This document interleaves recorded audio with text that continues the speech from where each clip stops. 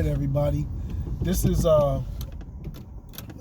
somebody asked me to explain my books to them on one of my blogs. So I'm going to take this Sci-Fi Express lane time to explain my books or do my table pitch. I'm going to try to, I'll do them in order. That way I don't forget what they are and I don't miss anything. So my first book that I wrote was, of course, Gold Digger Killer. And that is the novelization of my movie, Gold Digger Killer.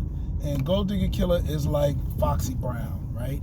It started off as a movie, and then I made comic books, and then I tried to make a sequel, and the sequel got caught up in the time loop of Hollywood.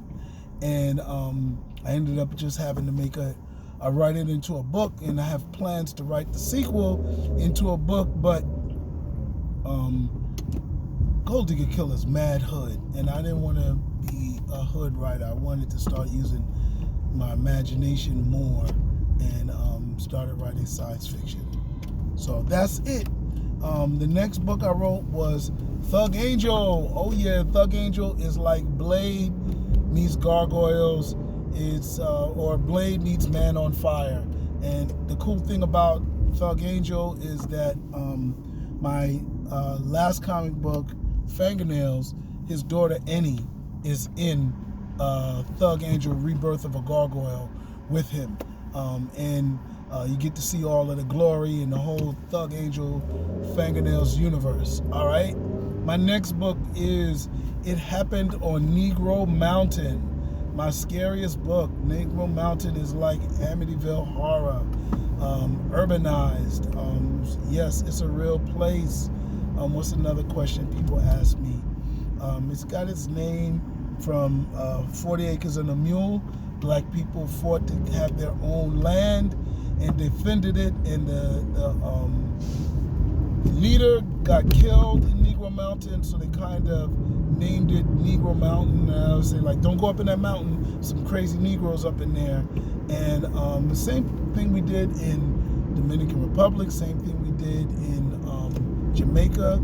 We defended mountains, same thing we did in Haiti, and they was able to defend all of Haiti from the mountains. Anyway, yeah, that's It Happened on Negro Mountain. I have sequels for it, 2 sequels. It was going to be a trilogy, but again, that book gave me too many nightmares. Thinking of how to scare people, I ended up scaring myself. So we ain't doing that no more. All right, next book. I think the next book was Harlem Shake. Harlem Shake is going to be 8 books. Harlem Shake is a series. The first book is like 2012 or San Andreas with The Rock. It's the story of an earthquake that hits Harlem and reunites 2 separated lovers. And so the second book is Harlem Shake Survivor's Peak. You join the group of survivors a year after they survived, and they are meet the Harlem Survivors, which is a group of Harlem residents that form an organization called Harlem Survivors, and they have a bunker right past the fault line where it would be safe. Book 3 is Harlem Shake, Escape from Every World. And as Harlem Shake is like San Andreas, 2012, Harlem Shake Survivor's Peak is like 28 Days Later. Harlem Shake Every World is like Mad Max Fury Road. And in Harlem Shake Every World, it's my first time writing a mega villain, and I really enjoyed it. She has a global conspiracy or global plan to take over the world, and it's a beautiful story. And same survivors, you don't have to read the books in order, but all the survivors, you follow them in each story. The next book is Welcome to Boss Lady's Planet, and that is a book about the space story, space opera, like Star Wars or Serenity, Cowboy Bebop, you name it, all those space stories, Intergalactic, Vagrant Queen, all right, or Dark Matter. All those stories that I love came through in Welcome to Boss Lady's Planet. And one of the things I say about Welcome to Boss Lady's Planet is while people give their boss ladies a nail salon or a strip club, I gave my boss lady a whole planet. But there's a lot of elements that relate to today's world in there, where there's not a vaccine, but they want to give people an inoculation, something called the health chip. So there is a chip that's in there with nanites, and also they want to policitize the military, right? And so use surplus robots from the war that they had and make them police officers. So in that story, you meet Cyber Bay and the other cyberettes, because they work for Boss Lady, but it's kind of before that they got their name, their names, Robotina, Vixonia, and Cyber Bay. So, but they are in the book, and of course, Boss Lady is it. Next book is Rashida the Zombie Killer. What a fun book. It's exciting. I love zombies. I love Dawn of the Dead. I love 28 Days Later, and I love World War Z, which is one of my favorite books. Rashida the Zombie Killer answers the question, do I write hip-hop sci-fi, or what is hip-hop, whatever you want to call it. And it's the first time that I brought in elements of hip-hop, whereas it was rappers as the villain, and DJ and the beat producer as the hero.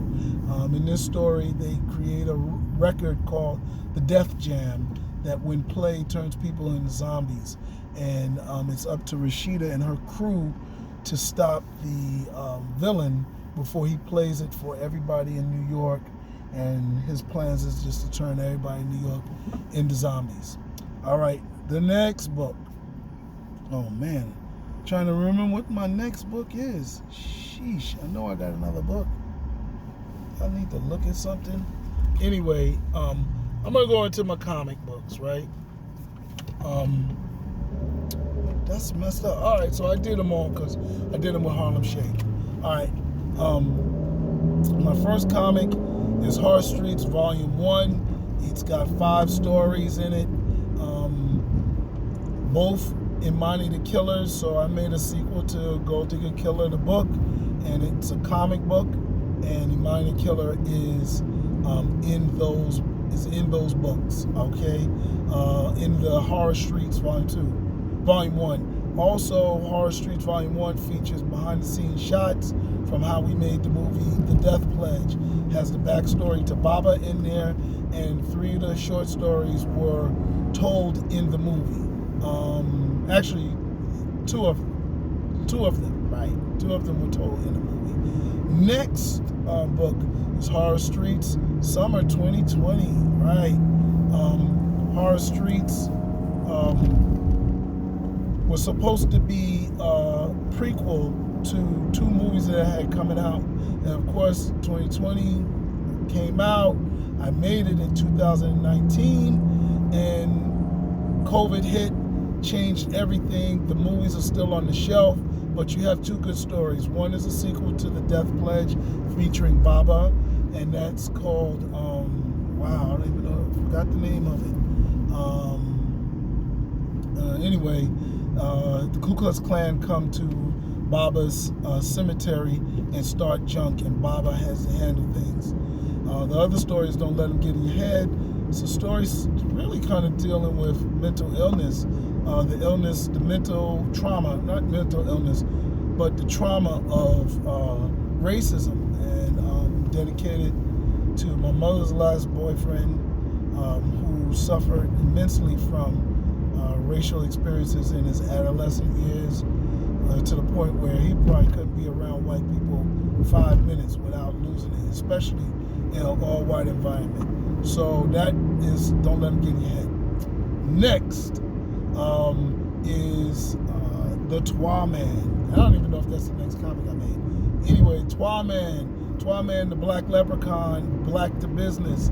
He is my first superhero comic book. He is coming back from being away from Earth for years, and he has to regulate things as women start going missing in Nigeria, and he is confronted with an old foe called Kabaz, who is a genie. So you have Twaman, who is like Doctor Strange, fighting a genie. So it's full of magic and spells and all that other stuff. Anyway, that's that book. The next one is Planet Akiba, which I think came before that. Planet Akiba is it's a sword and soul story. So it's like Masters of the Universe. It's like Conan.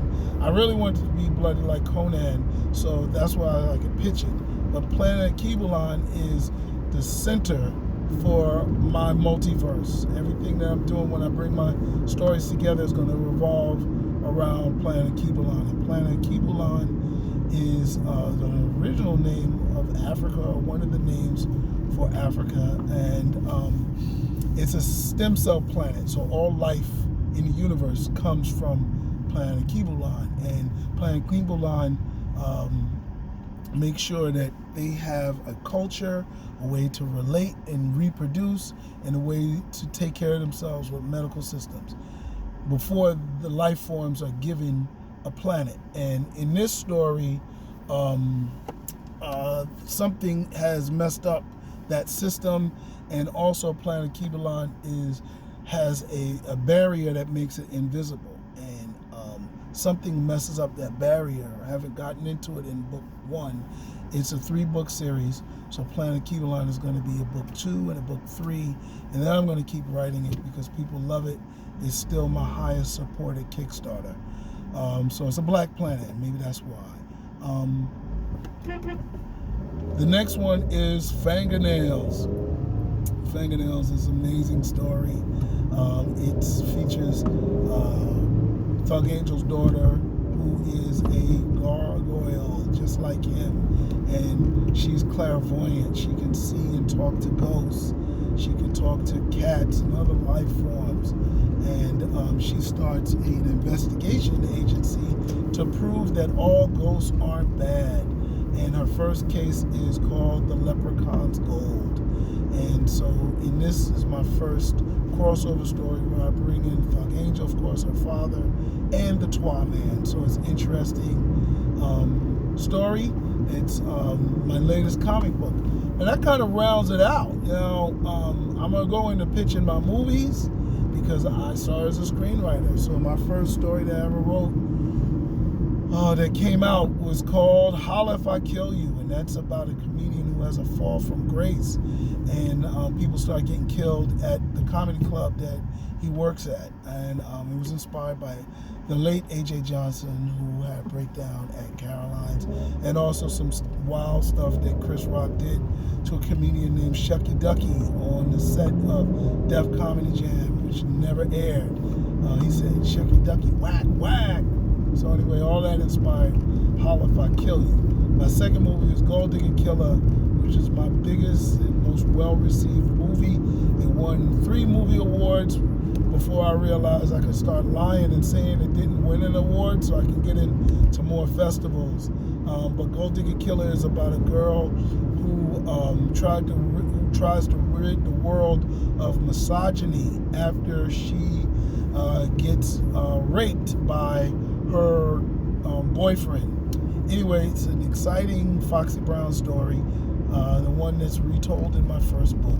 So you'll enjoy that. My third movie is called The Death Pledge. And The Death Pledge is about a hurricane that unveils a African burial ground in a park here in Florida. And it just so happens that they buried the good slaves or the good Africans with the bad Africans. And Baba is buried there, who used to be a wrestler and had a fall from grace, and so Baba is there. And then the third movie that came out is called, fourth movie that came out, you can find that on Tubi and rotated through streaming services, and that is The Black Nun. Oh yeah, The Black Nun, wow.